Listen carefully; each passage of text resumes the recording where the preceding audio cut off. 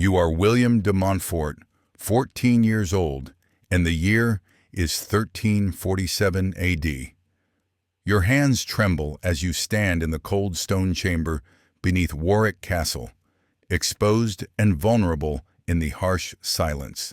The older knights circle you like wolves, their eyes gleaming with cruel anticipation in the flickering torchlight. You've trained for years to earn your spurs, mastered swordplay and horsemanship, proven your courage in battle. But nothing has prepared you for what these men are about to do to you. The heavy wooden door slams shut behind you with the finality of a tomb. Sir Geoffrey approaches, his scarred face twisted into a predatory smile. Behind him, 6 seasoned knights begin removing their own garments, their movements deliberate and menacing. You realize with growing horror that this isn't about honor or brotherhood. This is about power, dominance, and the systematic breaking of young men who dare to join their ranks. What you don't know is that you're about to experience one of history's most closely guarded secrets. The sexual initiation rituals that transform medieval knights from innocent boys into hardened warriors through systematic humiliation and violation. These weren't isolated incidents or aberrant behavior. They were institutionalized traditions that every knight endured. Traditions so horrific that the very survivors who perpetuated them would take these secrets to their graves. The practice of knight initiation through sexual degradation was not an accident of medieval culture, but a deliberate system designed to create absolute loyalty through shared trauma. What you're about to discover will shatter every romantic notion you've ever held about medieval chivalry and knighthood. The Round Table was built on a foundation of broken boys and shattered innocence. Before we descend into these buried chambers of medieval horror, if uncovering these dark historical truths feeds your hunger for understanding how power really operated in the past, consider subscribing to continue this journey into history's most forbidden secrets. The stories that lie ahead will challenge everything you thought you knew about honor, courage, and the price of belonging to the medieval warrior class. The origins of sexual initiation in knighthood trace back to the earliest warrior societies of post-Roman Europe. When the Western Roman Empire collapsed in 476 after Christ, the organized military structures that had maintained order for centuries crumbled with it. Local warlords filled the vacuum, creating private armies bound by personal loyalty rather than institutional duty. These early warrior bands needed methods to ensure absolute obedience and unbreakable bonds between fighters. The Germanic tribes that swept across Europe brought with them ancient traditions of warrior initiation that predated Christianity by centuries. These rituals recognized that young men entering military service needed to be fundamentally transformed from civilians into killers. The process required breaking down their previous identity and rebuilding them according to warrior values. Sexual humiliation became central to this transformation because it created a shared experience of vulnerability that bound initiates to their new brotherhood. The Frankish kingdoms of the 6th and 7th centuries developed increasingly sophisticated initiation practices as they struggled to maintain military effectiveness across vast territories.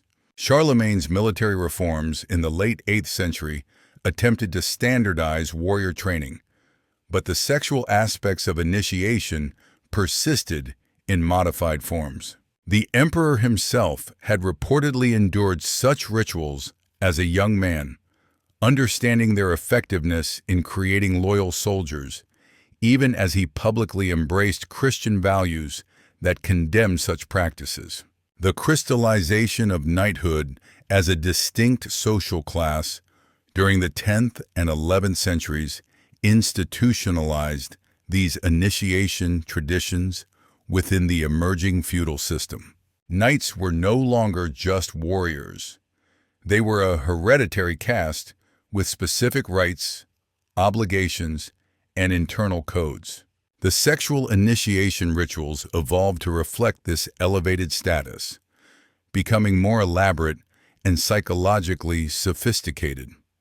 They served not only to create military loyalty, but to reinforce the exclusive nature of knightly brotherhood. The Church's attitude toward these practices revealed the complex relationship between Christian doctrine and medieval political realities. While official Church teaching condemned all forms of sexual violation, the practical needs of Christian rulers for effective military forces led to tacit acceptance of initiation rituals. Bishops who blessed knights before battle knew what these men had endured to earn their spurs, yet they chose spiritual pragmatism over doctrinal purity. The economic structure of feudalism reinforced the necessity of these initiation practices. Knights received land grants in exchange for military service, creating a system where personal loyalty to one's lord was literally a matter of survival. The sexual initiation rituals created psychological bonds that transcended mere economic obligation.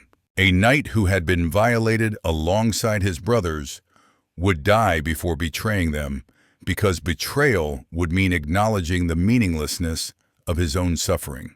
The geographic spread of these practices across medieval Europe demonstrates their systematic nature.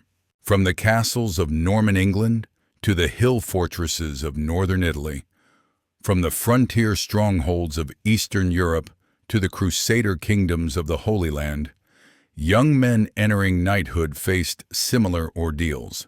The specific details varied by region and military order, but the underlying pattern remained consistent: systematic sexual humiliation designed to break and remake human beings. The age at which boys faced these initiation rituals typically ranged from 14 to 16, the traditional transition from page to squire to knight. This timing was not coincidental. Medieval understanding of human development, influenced by classical sources and medical theory, recognized adolescence as a period of maximum psychological malleability. Boys at this age could be most effectively reshaped through trauma, their personalities still fluid enough to absorb new loyalties and values. The preparation phase for sexual initiation began months before the actual ceremony. Older knights would observe potential candidates, identifying those who showed promise as warriors, but might lack the psychological hardness needed for medieval combat.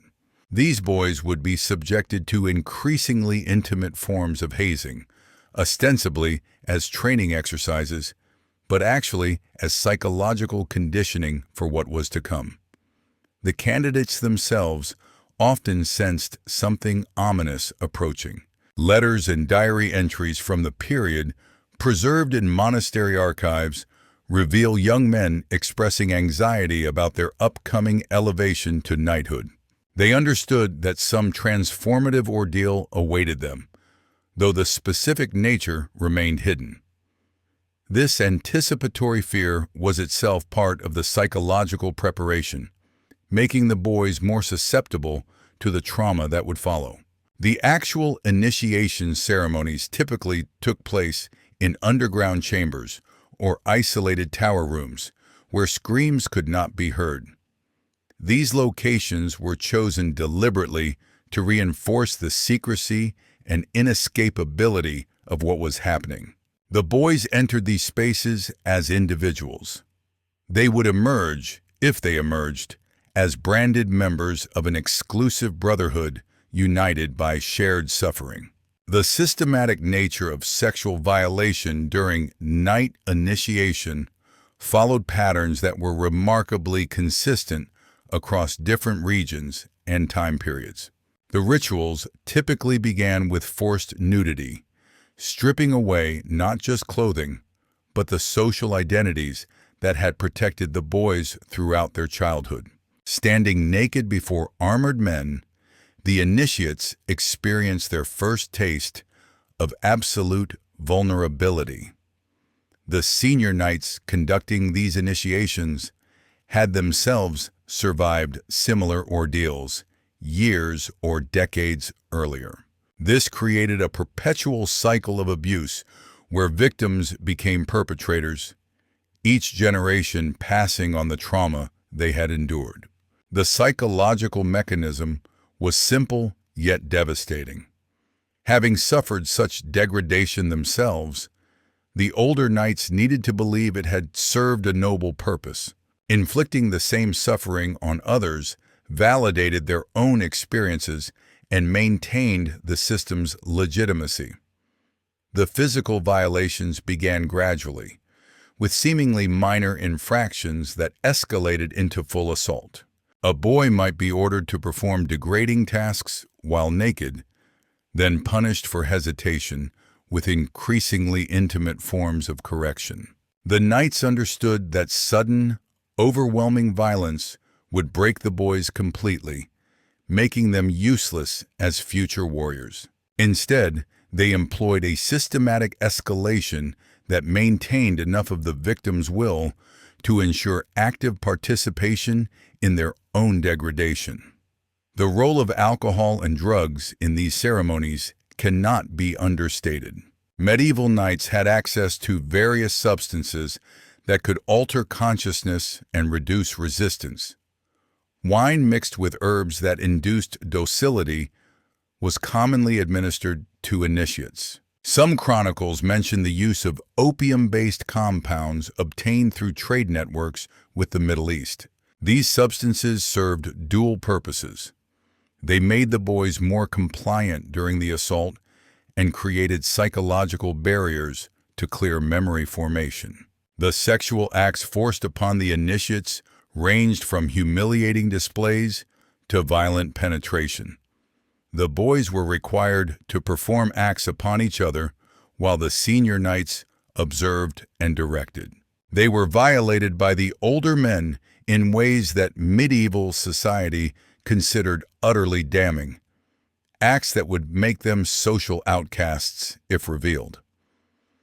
The shame of these experiences created an unbreakable bond of secrecy among the survivors. The psychological techniques employed during these rituals revealed sophisticated understanding of human psychology.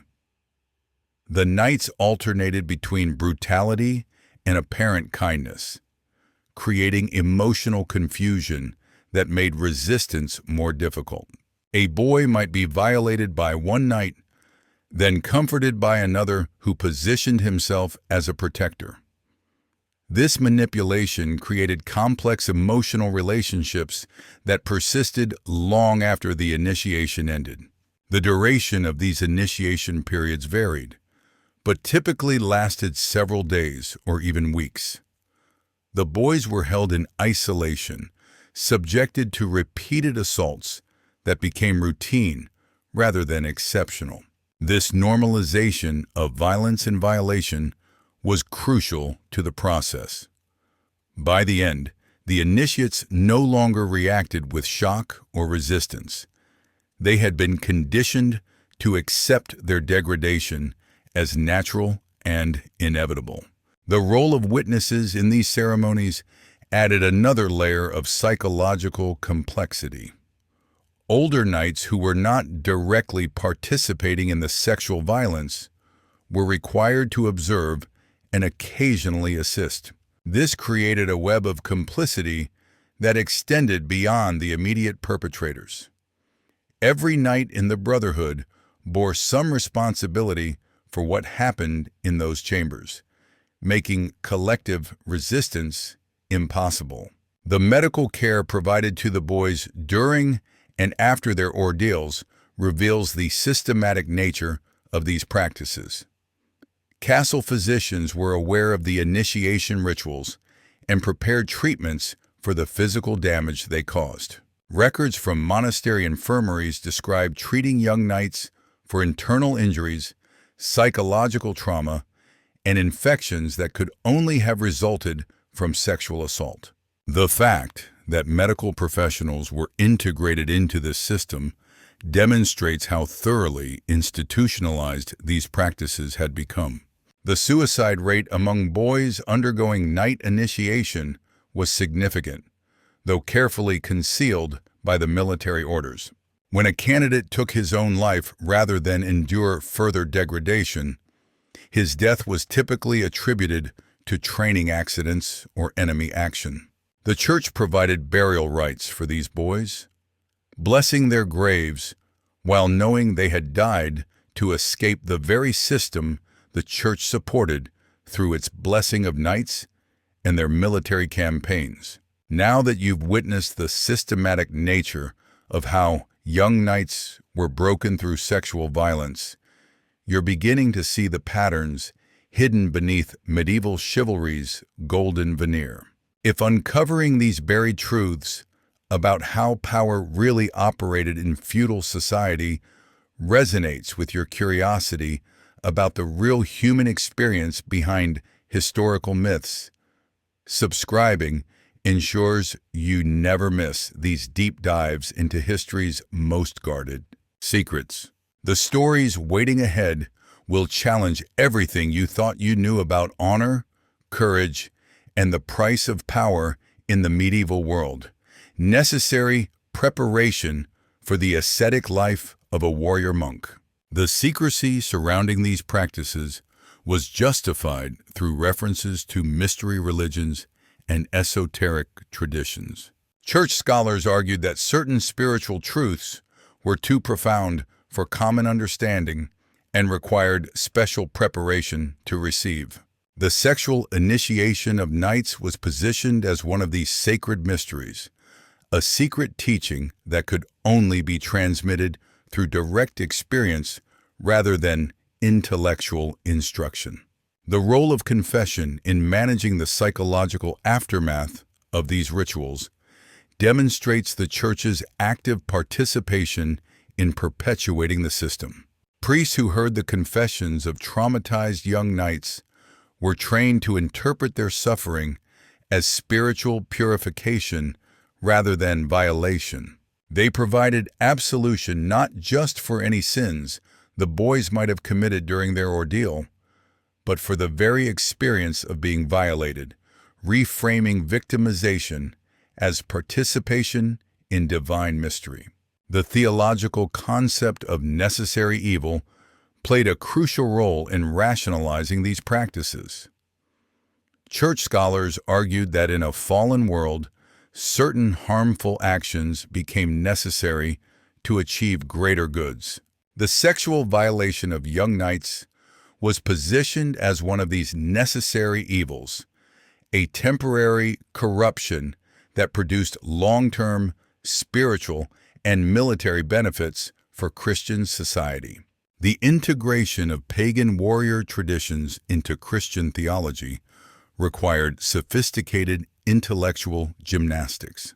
The sexual initiation rituals clearly derived from pre-Christian Germanic and Celtic practices, but church scholars reinterpreted these pagan elements as prefigurations of Christian truth. They argued that God had prepared the barbarian tribes for Christianity by implanting these initiation traditions, which only achieved their full meaning when practiced within a Christian framework. The cult of military saints provided role models for knights undergoing sexual initiation. Saints like Sebastian, who was depicted as a beautiful young man pierced by arrows, and Lawrence, who was tortured on a gridiron, became symbols of sacred suffering that knights could emulate. The sexual violation of initiates was compared to the torments of these saints, positioning the boys as participants in a sacred tradition of masculine suffering. The theological discussions surrounding consent and free will in these practices reveal the intellectual sophistication of medieval justifications for systematic abuse. Church scholars argued that true spiritual consent could only emerge after the destruction of worldly attachments and false identities. The boys entering initiation were considered incapable of giving meaningful consent to their spiritual transformation because they were still trapped in their civilian identities. Only after being broken and remade through violation could they achieve the spiritual maturity necessary to understand and embrace their true calling. The eschatological dimensions of these justifications positioned the sexual initiation of knights within the broader framework of salvation history. Church theologians argued that the end times would require a generation of warriors pure enough to serve as instruments of divine judgment. The sexual violation of young knights was interpreted as preparation for this cosmic role, a necessary purification that would enable them to participate in the final battle between good and evil. The development of specialized liturgies for knight initiation ceremonies demonstrates the Church's institutional commitment to these practices. These liturgies combine traditional prayers and biblical readings with rituals specifically designed to sanctify sexual violation. The boys undergoing initiation were required to participate in these religious ceremonies, creating psychological associations between their suffering and divine approval. The network of monasteries and religious houses that supported knight initiation extended across medieval Europe. These institutions provided both theological justification and practical support for the sexual violation of young men.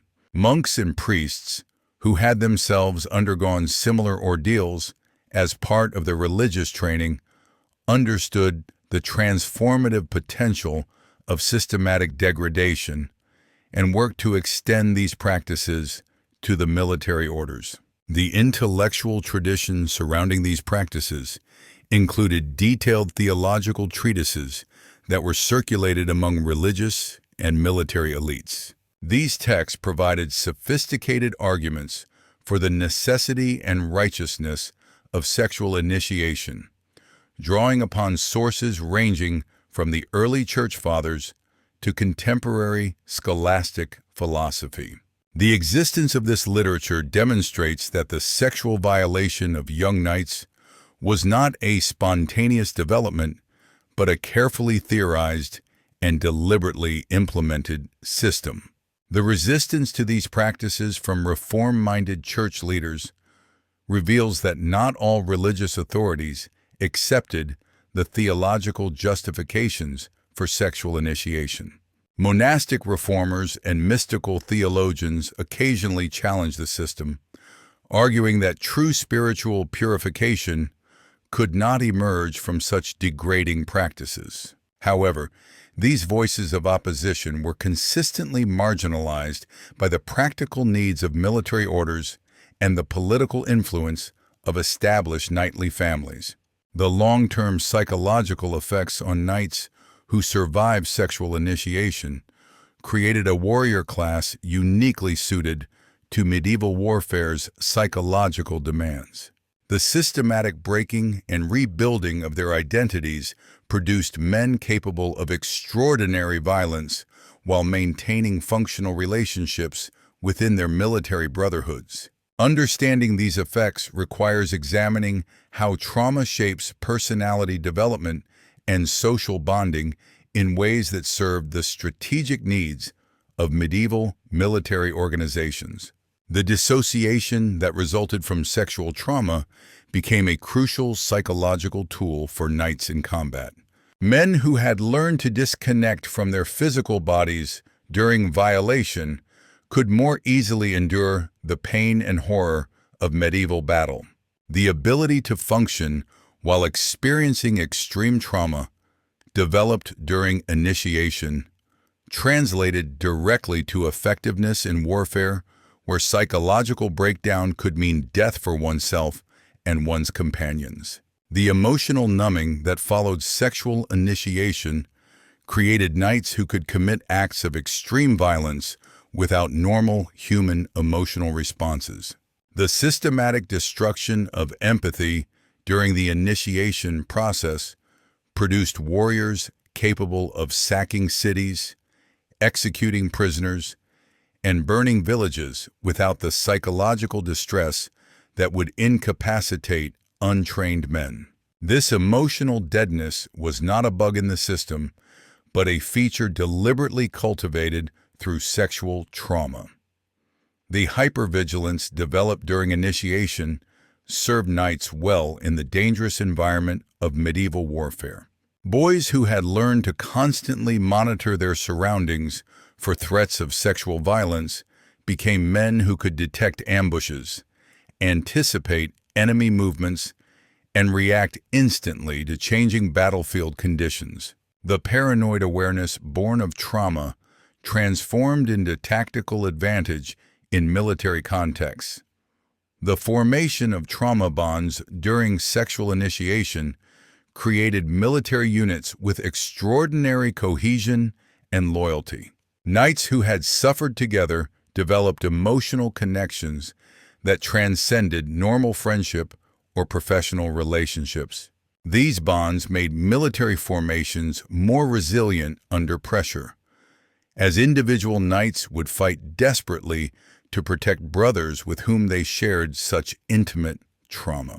The shame associated with sexual violation created a warrior class that was psychologically dependent on their military identity for self-worth. Knights who had been systematically degraded during initiation needed to prove their worth through acts of courage and violence. This psychological need for redemption through warfare made them more aggressive and risk-taking in battle, qualities that served medieval military commanders well. The secret-keeping skills developed during initiation proved invaluable in the intelligence and diplomatic aspects of medieval warfare. Knights who had learned to maintain absolute silence about their sexual degradation could be trusted with military secrets, diplomatic missions, and covert operations.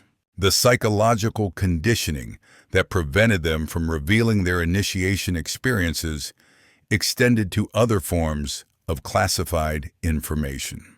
The authority structures established during sexual initiation replicated themselves in military hierarchies throughout knights' careers.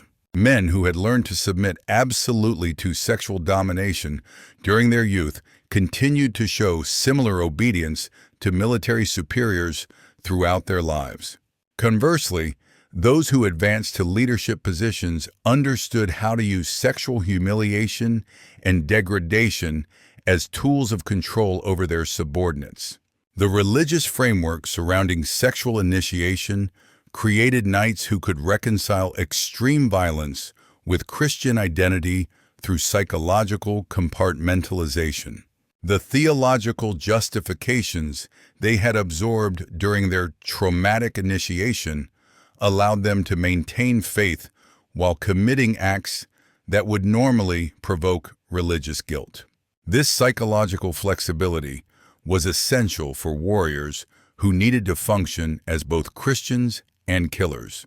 The sexual dysfunction that often resulted from initiation trauma created a warrior class with complex relationships to intimacy and family life.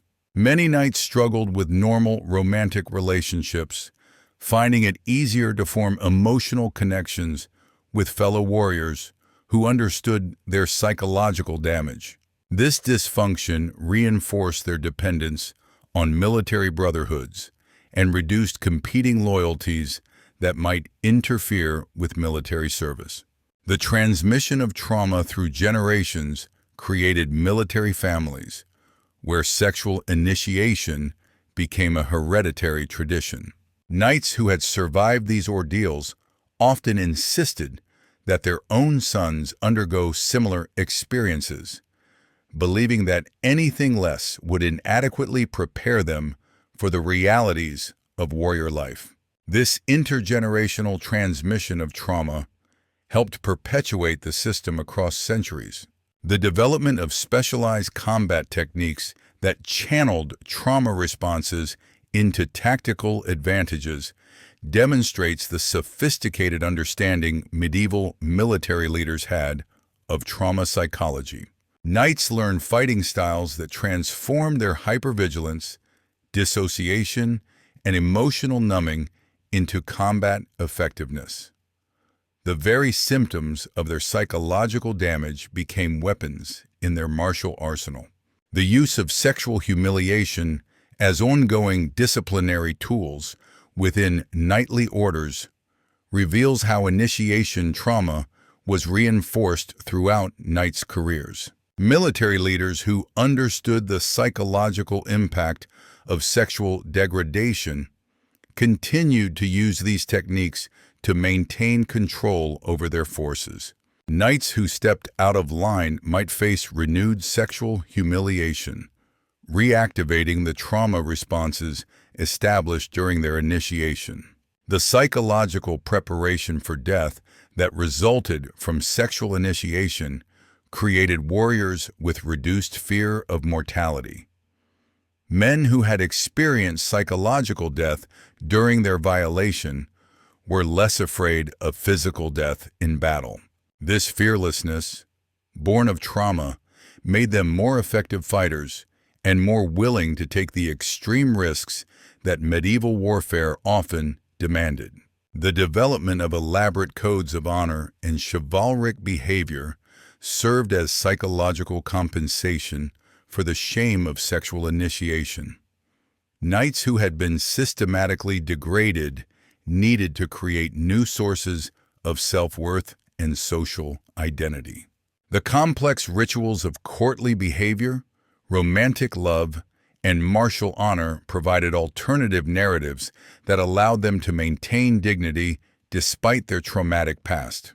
The creation of military religious orders provided institutional frameworks that normalized and perpetuated the psychological effects of sexual initiation. These organizations created environments where trauma-bonded warriors could function effectively while maintaining the religious justifications that made their experiences bearable. The success of orders like the Knights Templar demonstrates how effectively sexual trauma could be channeled into military effectiveness when properly institutionalized. The specific rituals and ceremonies that surrounded knight initiation varied by region and military order, but certain elements remained remarkably consistent across medieval Europe. These standardized practices suggest coordinated development rather than independent evolution, indicating that military leaders actively shared techniques for sexual degradation that prove most effective in creating loyal warriors. The preparation of initiation chambers followed established patterns that maximize psychological impact on young candidates. These rooms were typically located in the deepest parts of castles or monasteries, accessible only through narrow passages that heightened the sense of descent into an underworld. The chambers themselves were designed to be simultaneously sacred and terrifying, combining religious imagery with instruments of sexual torture. The timing of initiation ceremonies was carefully coordinated with religious festivals and military campaigns. Many orders conducted their most intensive sexual rituals during Lent, positioning the degradation of young knights as participation in Christ's Passion. Others timed initiations to coincide with the departure of crusading armies, creating immediate opportunities for the newly traumatized knights to channel their psychological damage into holy warfare. The selection of senior knights to conduct sexual initiations followed specific criteria that ensured the most effective breaking of young candidates. The ideal perpetrators were men who had themselves survived similar ordeals and demonstrated exceptional military skill, proving that sexual trauma could be transformed into tactical advantage. These knights served as living examples of how degradation could lead to greatness, making the violation more psychologically acceptable to their victims. The progressive escalation of sexual demands during initiation followed carefully developed protocols that prevented complete psychological breakdown while ensuring maximum impact. The process typically began with forced nudity and humiliating positions, progressed through various forms of touching and oral contact, and culminated in anal penetration that symbolically reversed the natural order of masculine dominance. The use of symbolic objects and ritualistic elements transformed crude sexual assault into elaborate ceremonial experiences that were easier for participants to interpret as spiritually meaningful. Consecrated candles, holy water, and religious relics were incorporated into sexual acts, creating psychological associations between divine presence and physical violation that persisted throughout the knights' careers. The documentation of these practices in coded language allowed military orders to maintain written records while concealing the true nature of their activities from outside observers. Initiation ceremonies were described in terms of spiritual purification, physical trials, and sacred mysteries that could be interpreted innocuously by uninitiated readers, while providing detailed instructions for those who understood the coded references. The role of music and chanting during sexual initiation ceremonies demonstrates the sophisticated psychological techniques employed by medieval military orders. Specific hymns and prayers were adapted to accompany sexual acts, creating auditory associations between religious devotion and physical violation. The boys undergoing initiation learned to associate sacred music with their degradation, programming psychological responses that could be triggered in future religious services. The provision of special foods and drinks during initiation periods served both practical and symbolic purposes. Candidates were fed diets designed to increase their physical sensitivity while reducing their ability to resist. Symbolic foods associated with fertility and masculinity were incorporated into sexual rituals, creating complex psychological associations between nourishment and degradation. The system of rewards and punishments during initiation encouraged active participation in one's own violation while creating false hope for relief. Boys who showed enthusiasm for degrading acts might receive better food, more comfortable sleeping arrangements, or temporary reprieve from the worst abuses. This conditioning created psychological dependencies that persisted long after the initiation ended. The integration of competitive elements into sexual initiation pitted candidates against each other in ways that prevented solidarity and mutual support. Boys were required to participate in contests to see who could endure the most degrading acts or perform the most enthusiastic service to their tormentors. These competitions created hierarchies among the victims that divided potential allies. The use of isolation techniques between group activities prevented candidates from forming relationships that might provide emotional support or encourage resistance. Boys were kept in separate cells when not participating in group activities, depriving them of opportunities to process their experiences or plan collective action. This isolation made each individual more dependent on their tormentors for human contact. The graduation ceremonies that marked the end of sexual initiation created positive associations with the traumatic experience while establishing ongoing obligations to the system.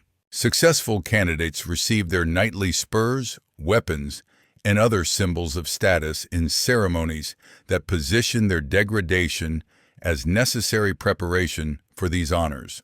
The psychological relief of ending the initiation became associated with gratitude toward the system that had tormented them. The oath-taking ceremonies that concluded initiation bound the new knights to secrecy while creating religious obligations to perpetuate the system. The candidates swore sacred vows to protect the secrets of their brotherhood and to guide future initiates through similar ordeals. These oaths were backed by threats of damnation that made violation seem worse than the original trauma. The mentorship relationships established during initiation created ongoing psychological control over new knights throughout their careers. Senior knights who had participated in a candidate's sexual violation became his sponsors and guides in military life, maintaining intimate psychological leverage that could be used to ensure continued obedience and silence.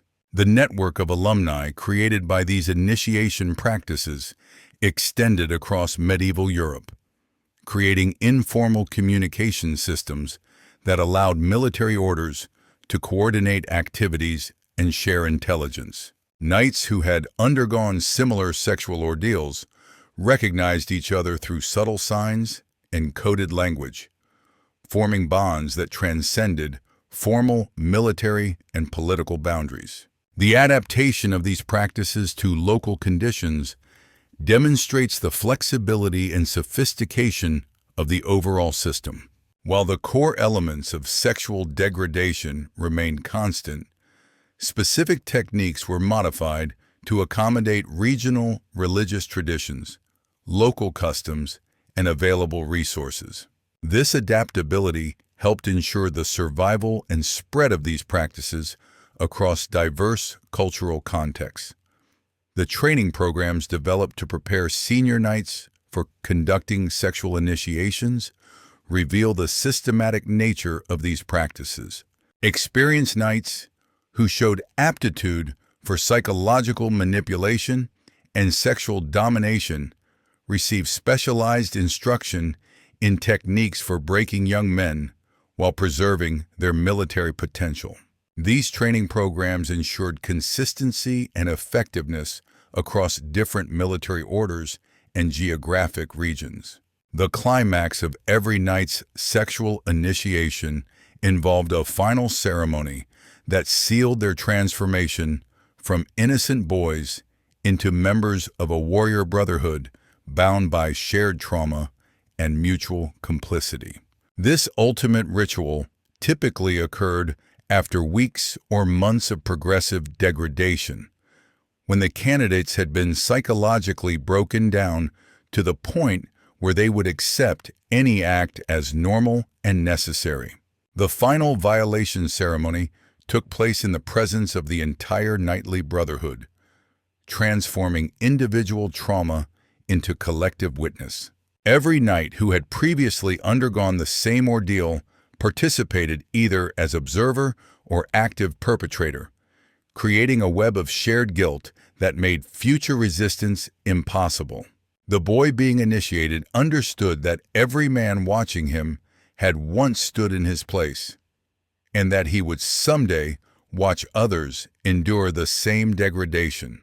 The symbolic elements of this final ceremony transformed the sexual assault into a ritual of death and rebirth that the knights could interpret as spiritually meaningful rather than simply traumatic. The candidate was required to lie naked on a stone altar, positioned like a sacrifice to ancient gods, while senior knights performed acts that symbolically killed his civilian identity and impregnated him with warrior essence. The religious language used during these final ceremonies combined Christian prayers with pre-Christian invocations that positioned the sexual violation as necessary for spiritual transformation. The boy being assaulted was required to recite specific phrases declaring his willingness to die for his brothers, his acceptance of whatever suffering was necessary for the greater good, and his gratitude for being chosen to receive these sacred mysteries. The physical marking that occurred during the final ceremony left permanent reminders of the initiation that the knights would carry throughout their lives.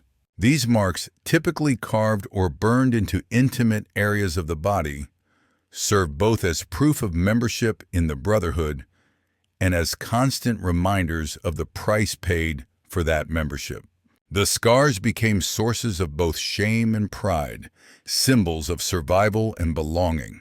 The psychological breaking point that the final ceremony was designed to achieve represents the moment when the candidate's original personality was destroyed and replaced with the warrior identity that would define the rest of his life.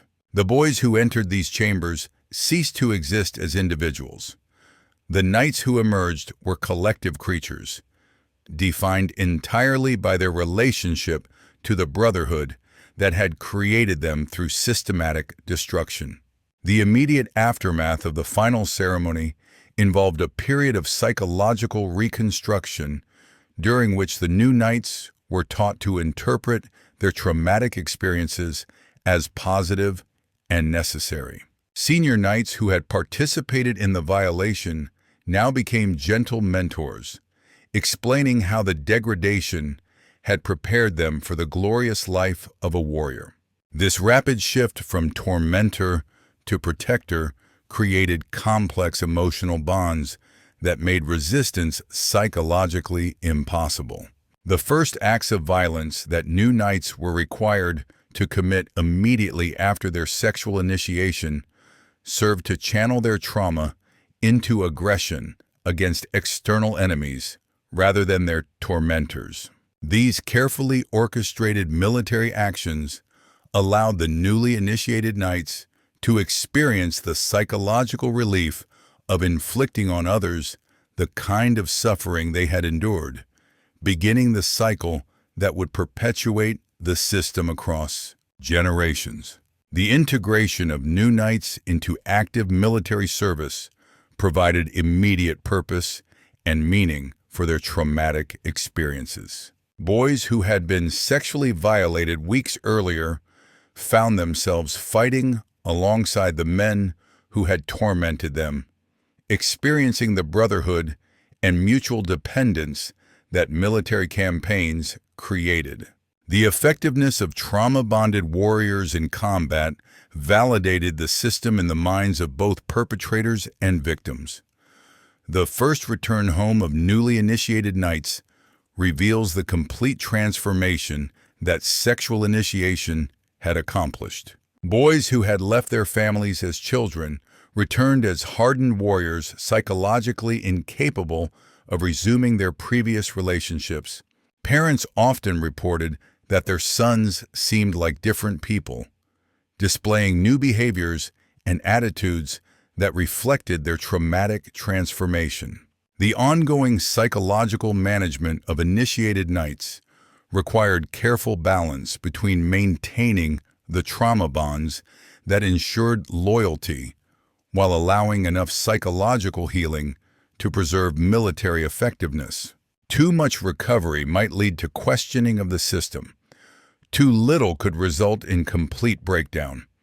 Military orders developed sophisticated techniques for managing this balance throughout knights' careers. You came into this story thinking medieval knighthood represented the pinnacle of honor and chivalry. And now you leave understanding the systematic sexual violence that actually created these legendary warriors. This transformation of perspective is exactly why these hidden histories matter. If this journey of discovery has awakened your appetite for truth about how power really operated in the past, subscribing means you'll continue accessing these revelations that textbooks won't teach. Your curiosity about the real human experience behind historical myths deserves to be fed, because while others believe the fairy tales about noble knights, you'll know what really happened in those initiation chambers. The evidence for these practices comes from multiple sources that historians have long misunderstood or deliberately ignored. Chronicle accounts that describe mysterious initiation rites, confession manuals that address specific types of military sexual trauma, architectural evidence from castle chambers designed for sexual torture, and artistic depictions that use coded imagery to represent these forbidden practices all point to the systematic nature of sexual violence in medieval knighthood. The conspiracy of silence that protected these practices extended beyond the military orders themselves to include the church hierarchy, noble families, and even royal courts that depended on the military effectiveness of traumatized warriors. The very success of medieval armies in conquest and defense validated the brutal methods used to create them, making reforms seem not just unnecessary, but dangerous to social stability. The legacy of medieval knight initiation practices extends far beyond the Middle Ages, influencing military training, fraternal organizations, and elite institutions that continue to use sexual humiliation as tools of bonding and control. Understanding these historical roots helps explain how systematic abuse can become normalized within organizations that claim to represent the highest ideals of service and honor. The price of belonging to the medieval warrior class was measured not in gold or blood, but in innocence lost and humanity sacrificed on the altar of military effectiveness. The boys who entered those initiation chambers carrying dreams of glory and honor emerged as broken men, bound together by shared trauma.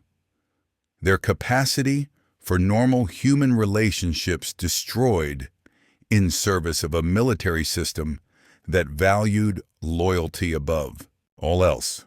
The light of torches still flickers across the scarred faces of knights gathering in that stone chamber. But now you understand that this moment contains the entire horror of medieval military culture. The terror in young William's eyes, the predatory satisfaction of his tormentors, and the systematic destruction of human dignity, all in service of creating warriors capable of the extraordinary violence that defined medieval warfare.